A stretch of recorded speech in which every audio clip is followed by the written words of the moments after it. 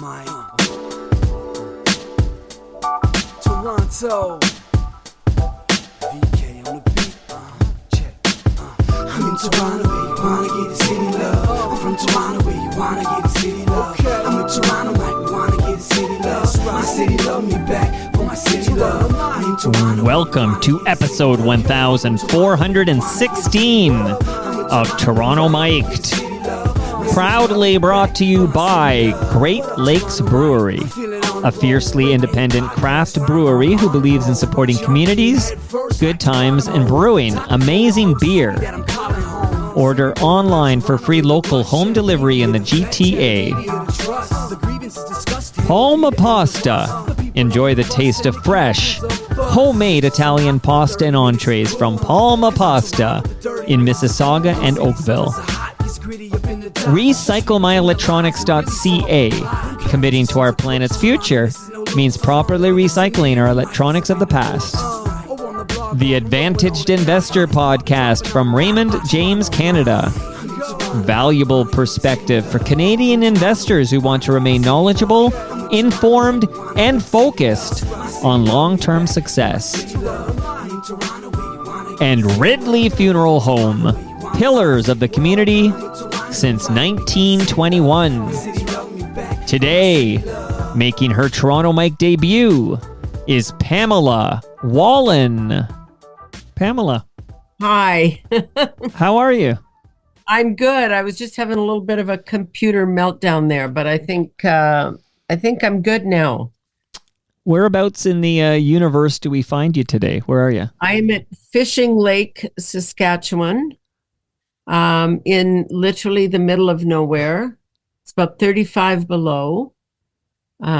Just chilly. Well, I mean, but my fire, you can see right there in my potbelly stove, is keeping me warm. It's got my back, as it were. But can you even go for a walk in that temperature? I wouldn't go for long unless my face was covered. Yeah. You can get around. You have to, keep your car plugged in and do all of that. But it's just your skin. I wouldn't be out much longer than 10 minutes. Yeah. Wild. Okay. Because, I mean, here in Toronto, you know what it's like. In Toronto, if it's minus 10, we just complain. Minus 10, oh my goodness. Minus 35. Yeah, no. And we have this. I mean, it's actually not. I think the only reason that everybody is kind of really spending so much time on the weather is because of the vote in Iowa last night. But also when Toronto gets cold, then they go, oh my God, what's the rest of the world look like, right? And then it becomes an issue. So how long have you lived on that lake? Almost all my life. But it was my dad built this in the 50s, and it was just a little summer cabin. We call them cabins here. And then about, 10 years ago, no, maybe 20 years ago, I put a little addition on, but then 10 years ago, I did it properly so that I've got a kitchen and a bathroom and, a laundry room with a washer and dryer so that I don't have to go to town. So it's really good. I love it here, winter and summer. I love it. No, good for you. I mean, it looks so cozy. I'm just looking at it now and it's out of a postcard. It's little. Like that, where you can see the flowers in the book. That's actually a hide-a-bed for when the nieces and nephews come. And then that's my potbelly stove, which is from an old train station. Wow. You see the little silver thing around there, right there? Yeah. That's where people came into the train station and hung their mitts and their scarves that were wet. It's really, wow. And when this thing is going, you get warm. Okay. So and that book, of course, that's Talking Points for Cats, True Tales and Life Lessons from a Purring Companion. That's it. Okay. As you can imagine, I have questions about Kitty.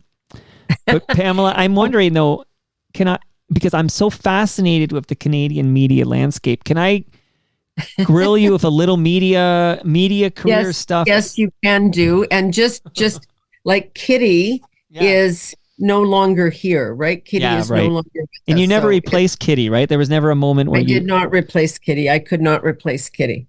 I mean, maybe when I'm old and retired, I'll do something, but there's too Oh, but much that's a running long way around. off. You don't have, 45 years here. Come on, Yeah, at Pamela. least 45 years. Yeah, absolutely. No, you can ask me anything you want.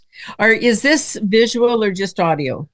I'm thinking both. Like I am recording. Okay. I'm thinking both, and that way people can also see Okay. this. We've referenced all these things that they might want to take a peek at. So, but I will admit, 99.9% of people will just hear us on the podcast, so no Yeah. visual. Okay. But So you'll just you will just start again, and you will then well, say no, whatever. actually, the Toronto mic is sort of a.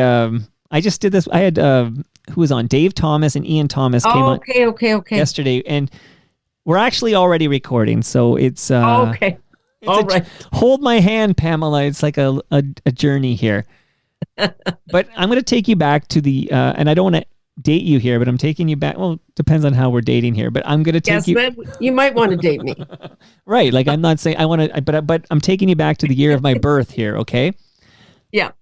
I'm curious how you ended up on CBC radio back in '74. This is like your first foray into our media landscape, right? Okay, so this is 100 years ago. So I went to university. I became a psychology and a social worker, and my very first job was as a social worker in the Prince Albert Maximum Security Penitentiary. Oh. And a friend of mine that I'd gone to university with called me in Prince Albert and said, the host of my Radio Noon talk show has fallen ill. Can you ask your boss if you can get in the car and come down here? Not because I had any experience in radio, but because I'd been very active on campus at the Women's Center and whatnot. So I'd done a lot of public speaking. So I asked my boss, and he said, sure. So I went down to fill in on this show for 3 days, and I walked into the building, and I don't know, it was just struck. I'd never thought of journalism as a career. There weren't a lot of women in it, and it was all pre-Watergate, where it became a very sexy thing to do, right? So I stayed. I went back up, packed up my bags, and in Prince Albert, and came back, and the rest is history. Like radio, print, television, podcasts, the whole thing. Right. So the CBC radio news journalism gig that you scored there in 1974. This is how you get yourself to Toronto, right? I mean, I guess the Ottawa borough of the Toronto Star. So the way I see it, because I'm eager to get you to Canada AM, because I got some questions. Okay, about so CTV. I went to Ottawa to do radio. After I did radio in Regina, I then went to Ottawa to do radio. Then I went to Toronto. Then I went to work for the Toronto Star. Then Toronto Star sent me back to the Ottawa bureau, and I was a guest on a show called Question Period, which is still on every Sunday. Bruce Phillips was the host, and there were 3 print reporters and Bruce. And after the first show I was on, he said to me, were you not afraid of the camera? And I said, Bruce, I'm sorry, did I do something wrong? I said, I forgot that it was there, so I wasn't thinking about it. And he said, okay, you need to get into television, because it gives everybody else a heart attack, and you don't even care about the camera. So anyway, literally within weeks, his boss and soon mine, Don Cameron, phoned and said, okay, you need to get into TV. So I worked in Ottawa for a bit, and then they brought me to Toronto, where along with Norm Perry, I co-hosted Canada AM. And it was just like, if you were prepared to work 22 hours a day, 7 days a week, you could do stuff that was really interesting. And it was, and you go through all these changes. I had long hair with a ponytail, and I didn't wear any makeup, because that would have been, a violation of whatever principle it was. And then you look at yourself on camera without makeup, and you go, oh, okay, I need that if I'm going to be in TV, right? So anyway, the rest was just amazing. My first foreign assignment there was, Don called me and the boss, and he said, you've got to go to Argentina. the Falklands War, which of course you won't even know what that is because you're 12. I assure you, I know exactly what that is. Of course. Okay. So I got sent to Argentina, and I was supposed to go there for three, fill in because one of the reporters left. I won't get into all the gruesome story, Oh, but that's the good stuff. and so anyway, I ended up staying 3 months, and met my husband. He was the cameraman. Did all. It was just life was, if, as I say, quite literally, if you were prepared to say yes and work hard and go where they asked you to go, you could see the world and really, really uncover some interesting things. My husband and I went to um, on our honeymoon to Thailand at one point, and we got, just as we were checking into the hotel, there was a message from Dawn, our boss, saying, "Don't unpack, go to the Philippines. There's a coup." So, I spent my honeymoon in the Philippines covering a coup. So, who gets to do that? Only somebody that's really lucky. Okay. Now, so at Canada AM, I'm wondering if you could spend a moment, and a couple of people I'm curious about, but Norm Perry is one. What was it like working with Norm? Norm I still see him. I saw him just before Christmas. We always have lunch and keep in touch. He is the sweetest, most genuine guy you're ever going to meet. He lives a very focused life. We used to tease him because when he would read his notes, he'd have different highlighters, red for this and blue for that. And it was his own. I mean, you got to remember, we were doing this pre-cell phones, pre-Google, pre-Wikipedia. Like, we actually went to libraries and did research. So he was just very generous to me, very generous, because I didn't really know anything about television. And he just, we kind of divvied things up, and he liked the international stuff, and I liked the domestic stuff and the Can US stuff. So we had a really good relationship, and still friends today. That's good to hear. I'm curious if you're still friendly with JD Roberts. I saw him last time I saw him was in New York, when I went there as consul general, and he wasn't at Fox. Maybe he was at Fox then. I can't remember. But I phoned him and invited him to lunch, and he came, and we had a good reconnection, and he's now very, extremely successful. It's hard to believe J.D. Roberts is now that John Roberts. He was the new music guy. Yeah, he was, and he and I, we co-hosted that program, and right. It wasn't always the easiest, I don't think, for either one of us, but because there was so much work. Like, you worked all the time, and then if it's different now. I think, they've got studio producers, and they've got full research complements and everything. We really didn't have the luxury of that then. So you did a lot of your own work, but I'm very, I'm pleased to see how his world has turned. I just saw him yesterday getting ready for the caucuses, and he's there. Right. So, the business takes us all in very different directions, right? You really never know where you're going to land. Well, on that note, okay, so we've got you here. You're comfy at CTV. You're doing some interesting things, but suddenly there's this exciting thing is going to happen. How did CBC poach you? Like, how did that go down?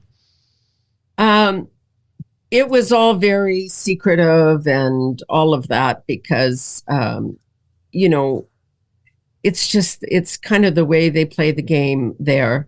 I had done a lot of things at CTV, and I'd been Ottawa bureau chief, and I'd done Canada AM, and I'd done the weekend news, and I'd done, all of these things. And they sort of approached and said, "Would you think about this?" Because they were doing this new show, and Barbara Frum had passed away, and they had, the news portion with Peter and the journal with Barbara. And it was in retrospect, it was a riskier thing to do than I thought of it at the time. and then they tried to merge the hour, and so Peter and I were co-hosts, and that's, for a guy that has been on his own for a long time, that's hard.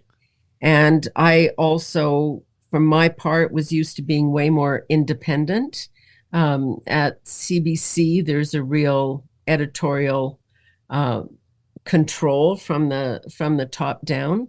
My notion is that you should go out and find out what the story is and then report it, as opposed to deciding what the story is and then going out and finding people who will tell you what it is. Right. So I don't mean, there's a lot of really good journalists inside the CBC, but the system was just so the antithesis of what I was used to. So it was not a marriage made in heaven.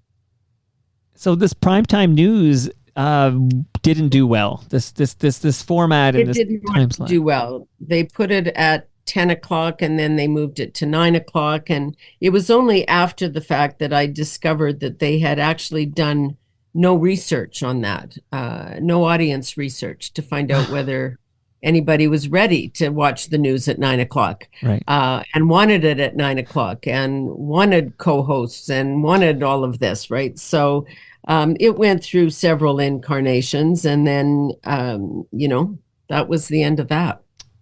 And then I guess this is when the national magazine. So I guess they decide, okay, let's return Peter Mansbridge to the national. Yeah, and then you would do, I guess, instead of the journal, it would be the national. I would do the interviews on the other end. But it's just actually the issue is where I came from at CTV and other places. News and current affairs it's one world, right? It's one world, and because you just don't have the resources or the crews or the people to have these two constructs. And at CBC, that was always a very different, the current affairs world was very different than the news world. And, it didn't work for them. It didn't work for me. Okay, what I'm interested in is, so is it fair to say that CBC lets you go? Like, can you let Pamela Wallin go? Did you get a tap on the shoulder? Absolutely. Goodbye, Pamela. Exactly what they did. Yes. Well, they dressed it up, but no, right. It was just, we're going to make your life so uncomfortable that you're going to want to go away. Okay, but I went away. You went away. You went away. Okay. And then what you so I'm very interested in the idea of, you're not just going to go be a hired gun, go back to CTV or whatever, but you're going to start your own production company. Is that right? Pamela Wallin Productions? That's what I did. That's what I have a very good friend that I've worked with right back to CBC radio days in Ottawa. His name is Jack Fleischman. And we worked CBC Radio, CTV, Canada AM, the whole 9 yards. Just a lifelong friend. And so I called him and I said, look, I don't want to give up on journalism. This is my life, right? I love this, but I'm not very good. There's no real estate at CTV, and the CBC structure is not one that I can abide. It's just not how I can do business. And another friend of mine that I'd had lunch with at one point, and a businessman, very successful businessman, and I had run this idea past him, and I said, I don't really know anything about running a business. And he said, can you balance your checkbook? And I said, I can, I don't, but yes, I can. I'm capable of it. And he said, that's what running a business is. More has to come in than goes out. It's pretty simple. So I had that conversation with Jack, and we went to CBC News World, which was just fledgling at that point, and proposed a show, and did it independently, first in partnership with them and then independently. And then we took the show to CTV. We did programs for Global. It was kind of the first time that you could produce news or current affairs for multiple hosts, right? Nobody had done that. You were always in-house if you were doing news or current affairs. And then we also kind of branched in when the early days of the internet. I mean, we had we had Pamela's Picks at the same time that Oprah was doing her book thing, right? And we went in to have a conversation with uh, whatever the pre-Indigo, whatever the book Chapters? chapters, I guess it was called then. You're right. Thank you. And we said, here's the deal. This is what we're going to do, and this is how we propose for your website, and this and that. And he said, you know, what do you want to get paid? And I said, I have no idea. I said, what do you want to pay us? And he said, I have no idea. Nobody's ever done this before. So, you know, it was really a lot of things that I felt we were inventing it as we went along. And it was exciting and it was interesting. And I just don't regret 1 second of it. Nor should you. I mean, what's more exciting than having no blueprint to follow? Yeah. Like, I've literally been there. It's like, okay, I'm gonna create the blueprint now. Yeah. And so that's what we did. And we just, I mean, professionally, that was a really interesting time because you had the business side of it, and Jack was running some other aspects of the business, which is, it was sort of the early days of remote meetings. And because we had a facility, we were able to do that kind of Zoom, pre-Zoom. Right. And, you know, just, it was, so he was doing interesting things. We had the show. I mean, we had everybody from, you know, prime ministers to elephants and tigers on our set, right? I mean, we did everything that struck us. And when you have an hour of live television, you know, that's demanding 5 nights a week. You got to do a lot of reading. You got to do a lot of homework, because there are always cases where the guest doesn't speak.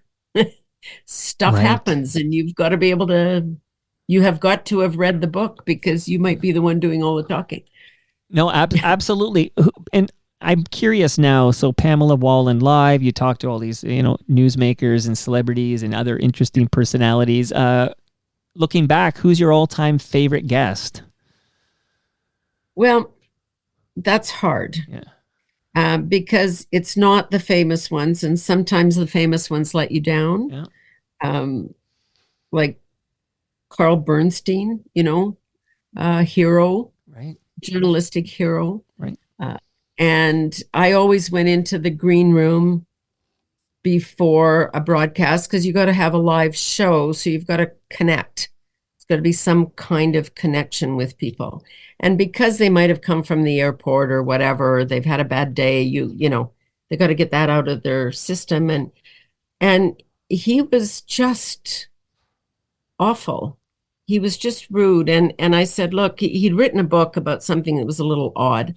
And I said, just to situate, obviously, for the audience, I'm going to remind everybody that you're the Bernstein and Woodward and Bernstein. And he got mad, you know, he didn't want to talk about that. And it's just, I don't know, you never know. And then there are just other people who come and truly surprise you. You know, a couple whose wife, he was a singer-songwriter, and they had been in a car accident, and she was, you know, considered that she wasn't going to make it and she would never recover. And there they were 5 years later sitting together on our set. And it was all about, they were from the East Coast. And so they'd spent a lot of time on their boat. So he created a bedroom in their home that was like a berth on a boat, and worked with the people that were doing the rehab, and he willed her back to life. And that love story was just like so profound. So, you know, you never know what you're going to find, right? People are always so amazing to me. Yeah, sounds beautiful. Now, you know, you reference, you know, these celebrities or famous people, if you will, who come on and, oh, I don't want to talk about that big thing that I'm famous for. Right. Like, it's sort of like if Pamela Wallin came on your show and said, I'm only talking about felines. This is cats. I'm only talking about cats. Right. Well, which was, I'm going to share with you, was an initial concern I had, because it's like, oh, Pamela Wallin has a new book on cats and she wants to talk about it. I'm like, oh, I would talk to Pamela Wallin about cats, but I can't talk to Pamela Wallin and just talk about cats. And here we are covering some nice ground. So thank you. I get that. I think all right. That's totally fair. It's fair. But we are going to make no mistake, Pamela. I want to talk about your kitty, but hold on here. Yeah. A question did come in from a listener when I put on Twitter that Pamela Wallin was making her Toronto Mike debut. Chris Fell wrote in, this is a big deal. Congratulations. You're now an FOTM, by the way, friend of Toronto Mike. So you can add that. Okay, that's great. Put that in your trophy case. Okay, Chris Fell writes in, please ask her about hosting the Canadian version of Who Wants to Be a Millionaire? I was always curious why it was a one-time thing. Tell us about that. Well, that was a franchise that started in the UK, and then ABC bought the North American rights. So it was actually not possible to do a standalone Canadian show. But so we couldn't create a set here or anything. So they said, you can come down and sort of as a one-off, do a couple of shows and use the set and Regis and the whole gang. So it was just so incredible. So CTV ran this contest and Canadians all across applied and came. And sorry, I've got a cold, so I'm really losing my voice here. It's okay. So we all went down, flew everybody down to New York. I don't think there was one of the contestants that had ever been to New York, and I'm pretty sure none of them had ever really been outside of Canada. So we take them to the New York, and it was just extraordinary. And the thing I've got to say about these Canadian contestants, they didn't really care about the $1 million. Their prize was that they got to have this incredible experience. Right. And so nobody, of course, did win $1 million, but we had such fun doing it, and they were so wonderfully engaged and thrilled and happy, and we all had a wonderful experience. So, and I don't mean that to sound like, it was somehow, the bronze. I don't mean that. It was just over the course of time, if we'd done 100 shows, there would have been a millionaire winner. We did 3, right? So, right. Anyway, it was a really interesting experience. And everybody said to me at the same time, like, you're supposed to be a serious news journalist. What are you doing Who Wants to Be a Millionaire? But to me, journalism is about people. It's always about people. And this is about people. This is about people and their stories. And so it's all the same to me. And I was thrilled to do it. Amazing. Okay, so everybody knows Pamela Wallin is a Canadian senator, okay? But between this like media career, and we'll include, Who Wants to Be a Millionaire in there, even though that's you being a game show host. But like you said, it's telling stories about people and everything. But in between these two events, you served as a Consul General of Canada in New York from 2002 to 2006. Yeah. So tell me about that. So a group of people, Senator Jerry Grafstein and some others, after the events of 9/11, they wanted to show the Canadian support for Americans. So there was a painting, Charlie Pachter's famous painting of the two flags intertwined. So the theory was a group of people were going to go down and present this painting to Rudy Giuliani, who was the mayor. And the Canadian firemen were going to bring money, and Canadian cops and police were going to come and just show their support. And so that's how it all started. Then it turned out people sort of heard about it and were interested. And so they came to us at my production company and said, do you guys know how to do this if it turns into an event? So we said, sure. And, Canadian musicians everywhere, Murray McLaughlin, all these people just volunteered and said, we want to be there. And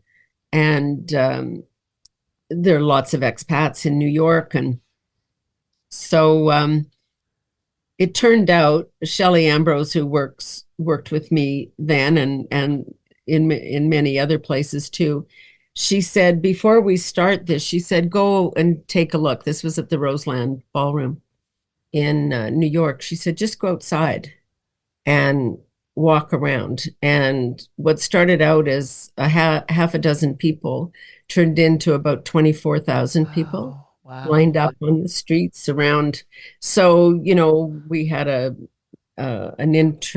monitors that were outside so people could see it, and it was just an extraordinary thing. Prime Minister Chrétien came and his wife Aileen and Rudy Giuliani came, and all of these people who were just this outpouring of love between the two countries, because Canadians, certainly in the political world, tend to be have a little sense of superiority about Americans, which has already really bugged me. Right. But the people who came to this didn't feel that. They weren't that people. They weren't those people. And there was, at the end, and I've told this story before, but at the end of this whole thing, the day was extraordinary, probably the most extraordinary thing in my life in some ways. And this woman came up to me. I was down on the floor, and she was a nurse from Ontario, I think St. Catharines, but I don't remember. And she said, I took a collection in the coffee room before I came, and then I got in the car and drove to New York. So she'd worked a 12-hour shift, and then she drove to New York, and she had an envelope with, I think, it doesn't matter the amount. And she said, could you get this to a family in need? Wow. And I said, yeah, I can. You see, it's not just the cold. I get a little choked up because it was such a powerful time. And when people give really from their heart, it's amazing. Oh, yeah, no, absolutely. I mean, you're a human being. You have compassion, and that's a moment right there. Yeah. Okay, so are you living in New York from 2002 to 2006? No. So then I come back, and the Prime Minister's wife was reading my book that I'd done, which was excerpts from the show, and she was sharing it with the Prime Minister. I'm sure he was thrilled. And we were standing on the stage, and she said, you really have a feeling for this place. And I said, half joking, but not really. I said, I think I might have lived here in an earlier life, but I do. I love New York and had been there to, cover stories and whatnot. And then lo and behold, several months later, I get a call from Prime Minister Chrétien. And, he's so easy to emulate, people imitate him all the time, right? So you get this call and you think, okay, am I being punked or what here? So you just wait, but we knew each other. And so it was clear it was him. And he asked if I would go to New York and be our consul general. And it's a no-brainer. It was, of course, I will do that. And it was so important for our country and for theirs that there was somebody there at that time that really cared and got it and didn't feel superior. But Pamela, you have a big media career at this point. You have to abandon that for this, right? No question. I called I wasn't allowed to say anything right away. But when I called the staff together and I said, I'm sorry, I'm going to pay you for as long as I can with what's left over. We had a contract to do a show. I phoned them and said, I'm going to have to cancel the contract. And I think people got it. I think after 9/11, everybody got that the world was a different place. And if you could go and try and make a difference, then you should do that. But there was never a question in my mind. Yeah, obviously no regrets, right? Not a one. Okay.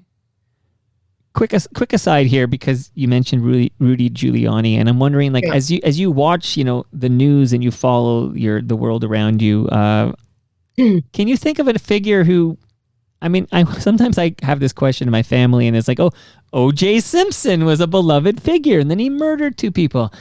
There's okay, so O.J. aside, maybe okay, Yeah. but a fall from grace, because in the following 9/11, as you know, Rudy Giuliani was like America's mayor. What a beloved figure! And today, look at what we read about Rudy Giuliani and how he's in the news. I'm wondering if you've ever witnessed such a fall from grace. It is a fall from grace, but he also, the fall, and I'm not excusing any of the behavior, the details of which I'm not sure any of us truly know. But the rise of cancel culture that occurred in the Trump and post-Trump era, because those who were so angry and horrified and scared and all of that about what the Trump presidency would mean, it really it changed the nature of journalism and politics and the relationship between the two, and how we treat people. So his behavior in many situations, I think, was quite troubling, very troubling.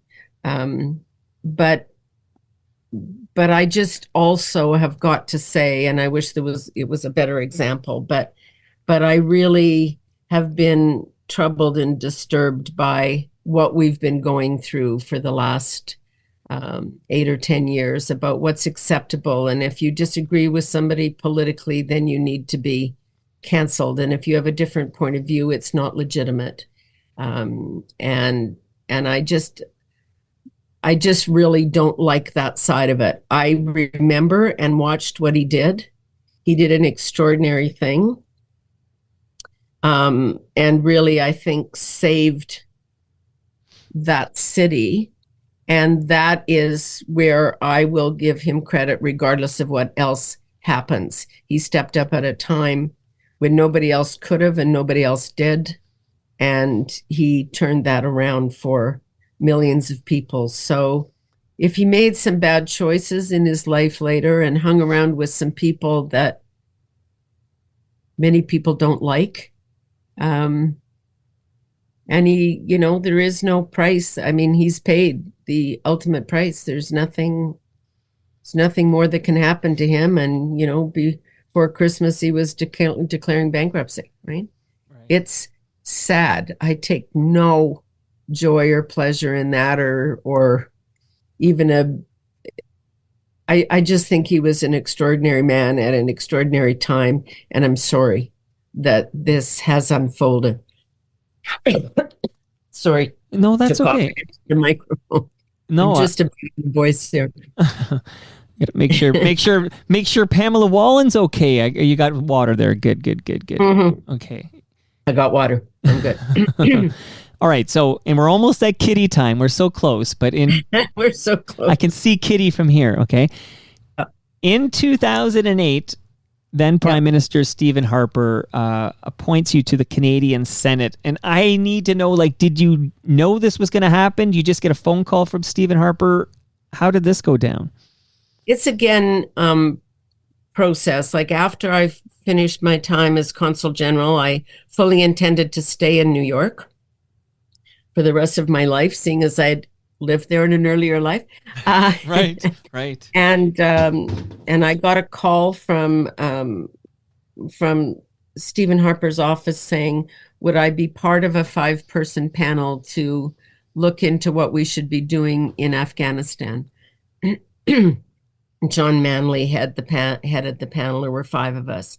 And we spent the better part of a year going to Afghanistan and going other places, and recommended to the Prime Minister what we needed in terms of airlift and what our role should be and all of that.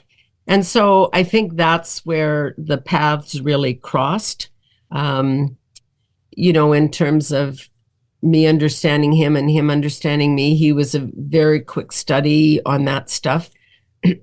Got it. Went and got some helicopters for our troops, because we took most of our injuries and losses in the front end when our men and women were driving up and down um, IED laden roads and losing their arms and legs and lives. We needed airlift, and we got a lot of help from the Americans, but they were also busy fighting a war. So, and people had asked, and I'd said, well, sure, that would be interesting. And then you get the call, and you really have to, that was a big decision, in a way, and in the way some others weren't, because I was never a partisan. And when you say you want to kind of a citizen independent, and he goes, that's not really what's on offer, right? Like, the reason prime ministers appoint people to the Senate is because they want support for their ideas, right? And legislation. So it was a bit of a risk, but I went in and I was part of the Defense Committee, and I understood the issues that were at hand. So it was a really good fit. You bring your journalism and your all of that to the consul general job, and then you bring all that experience of 9/11 and the prosecution of the war and all of things. You bring that back to our discussion about, there's been kind of, it feels only in retrospect can you see it, but there's a connection and a natural arc to things. Again, right back to the beginning, if you're prepared to say yes and work hard. One question I see pondered about is, why does Canada have a Senate? Okay, so could you maybe succinctly here, since you're so well spoken and you are a Canadian senator and you've been a Canadian senator since 2009, just in a nutshell, just remind Canadians of the function of the Canadian Senate. We are, and it's such a well-worn cliche, I hate to use it, but it describes it. We're A, the nation's largest think tank, and B, we're the only check and balance on the government of the day. We are the sober second thought. Every piece of legislation that any government, majority, minority of any party, proposes has to go to the Senate. And while the folks in the House of Commons have the unenviable task of having to get elected 365 days a year, all the time, like they don't just get elected election time, they're working. And politics plays a huge role. It's to us to say, hold the phone here, guys.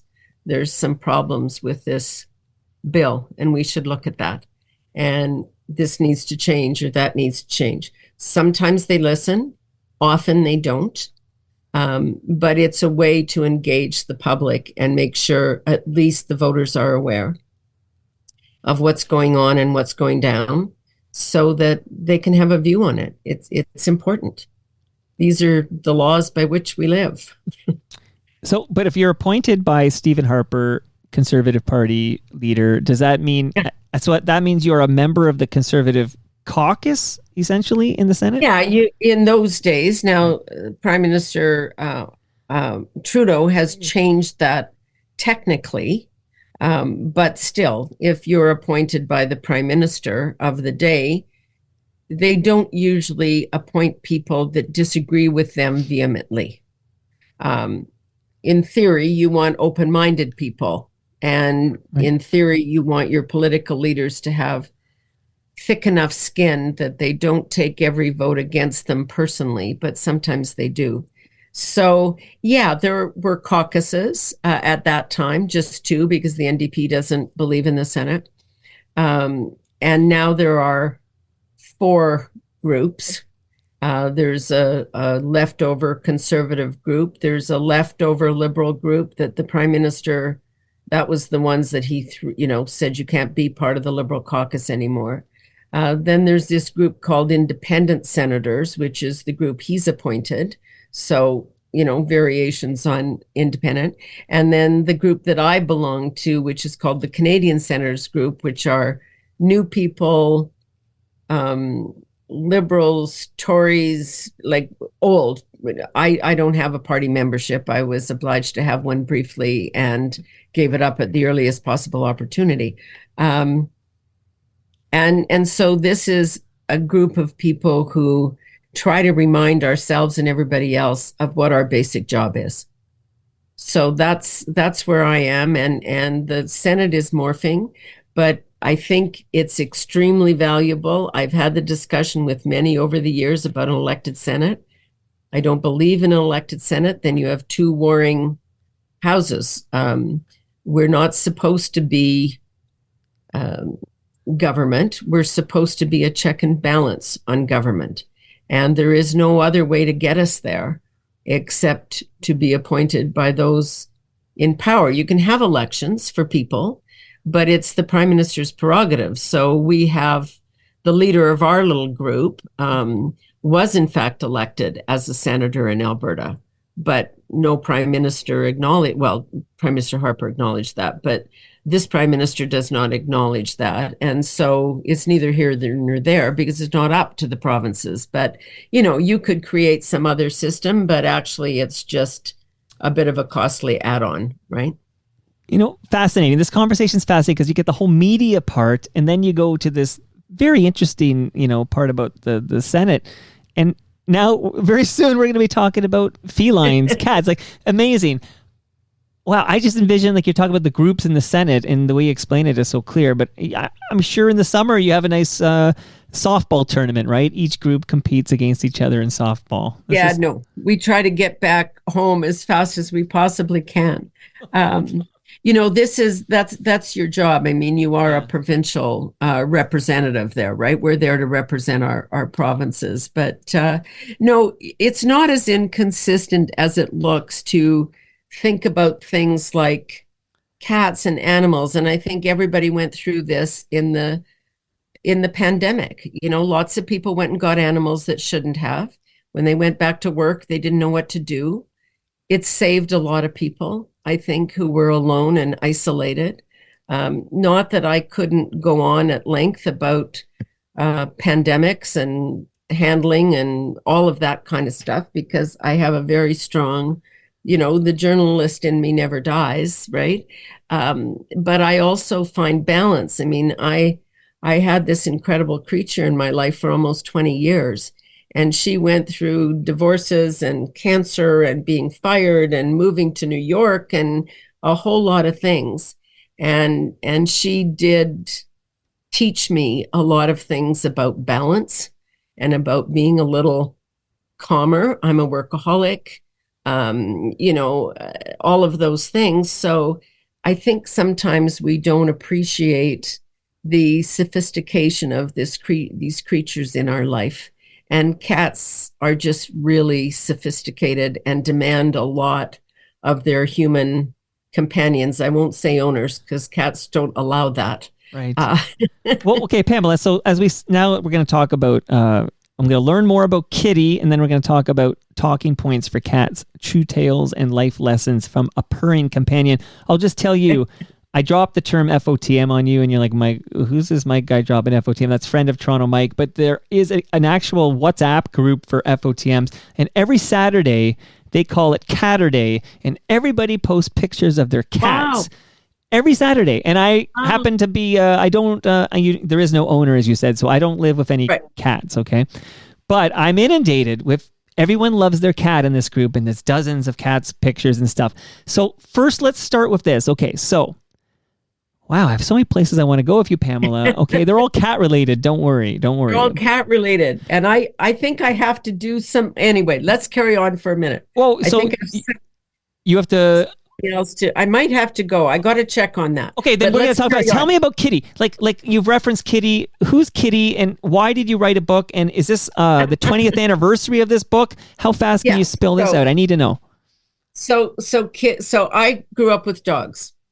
And so I considered myself a dog person. Right. And then a friend of mine asked if I would babysit her cat while she went on a trip. And I was reluctant. And this little chocolate point Siamese kitty arrived at my house, and she was just beautiful and gorgeous. And she just stole my heart immediately. But then the friend came back. And I didn't want to give her the cat back. I wanted to keep the cat. Everybody else and my husband said, no, you you actually have to give the cat back. So I set about trying to find a clone. Right. And it was not easy. And I finally found a woman who said she had two. And I went out to her place, like drove like a maniac. And I walked in the door and she said, "I'm sorry, I sold the female." And I said, "But you said you had two." And then she pointed to the runt of the litter that was off in the corner. And I said, "But I want her." And she said, "Well, I don't want to be responsible. Like she might not make it." And what she really wanted was to be paid and not have any responsibility. I said, "You'll have none." So just took home this little thing. She was just like fit in a cup, and we had to stop at a drugstore and get a feeder. So she grew up right here, like, because they love a heartbeat. And then they go up here where there's another really strong pulse point. I'm pointing to my neck for those of you that aren't Right. aren't looking at this. Yes. And she was an extraordinary creature. And then, as I say, she was with me through every trauma in life, and loved her time in New York. Obviously, she ruled the town. But I just started to learn. So this book kind of came up, this notion of writing about cats, because it was my own experience of never having thought about them much other than the things that kill mice, and then having this whole new world open up. So, you could have a little book about cats with cute pictures, but the journalist in me said, no, we need some facts here. So, went about just putting together, the more you start reading and like fun facts. Like these are like fun feline facts. Fun feline facts. Like the cat body has, I don't know, I think, what is it, 245 bones, if I could remember that number. Right. 20 of them are in their tail, right? Because they balance, which is why they don't fall, which is why they have 9 lives. Right. Their ears can pivot 180 degrees independently. They're like the most sophisticated radar sensor system.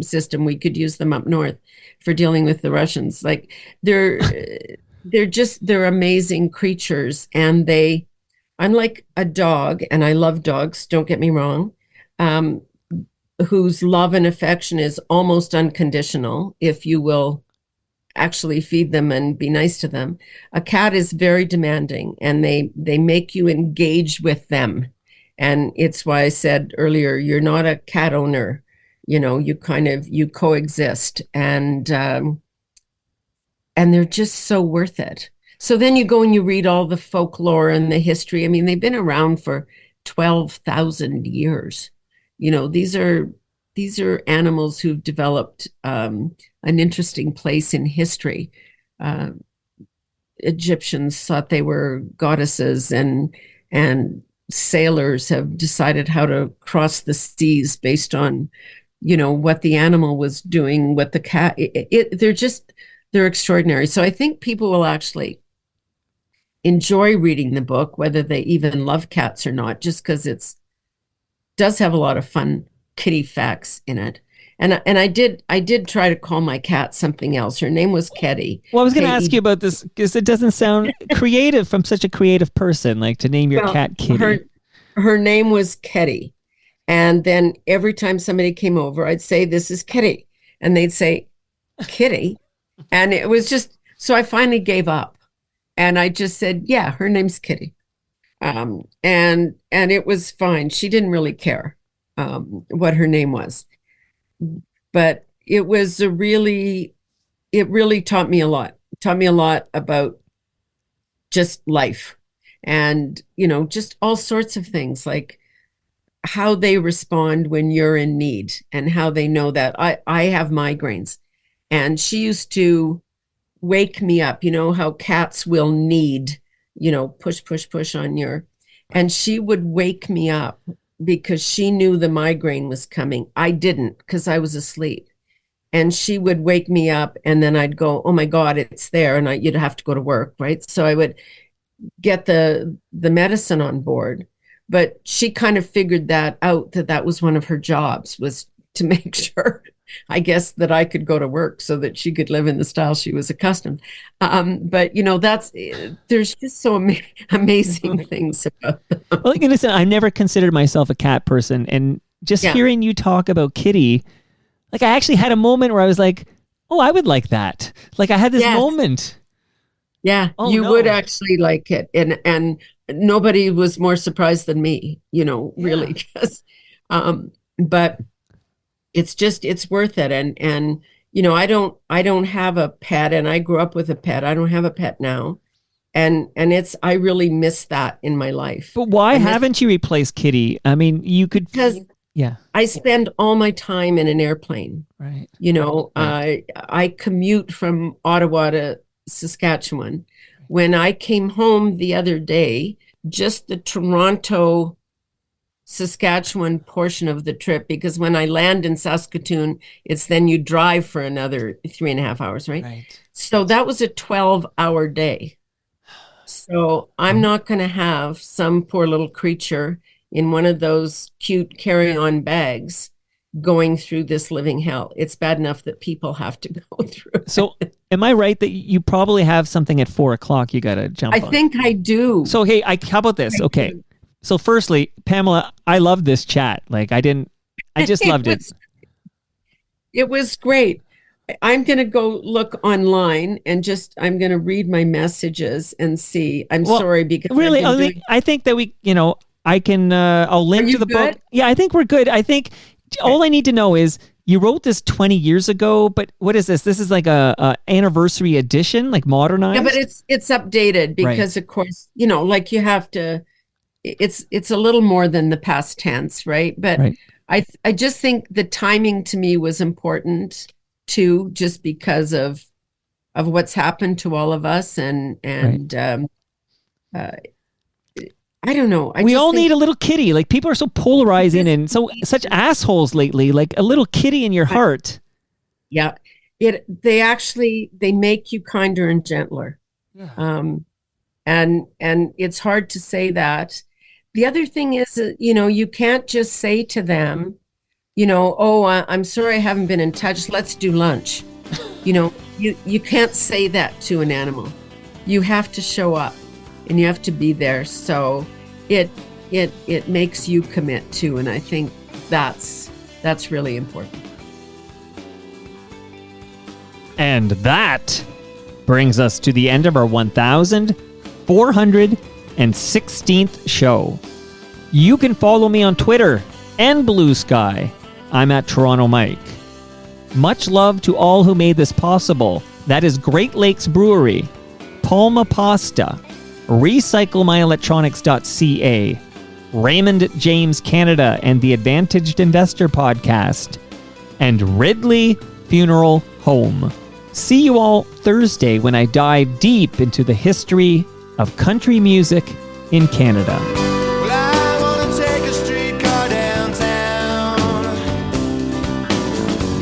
read Henry Miller and wander around, and drink some Guinness from a tin, 'cause my UI check has just come in. Where you been? Because everything is coming up rosy and green. Yeah, the wind is cold, but the smell of snow warms me today. And your smile is fine.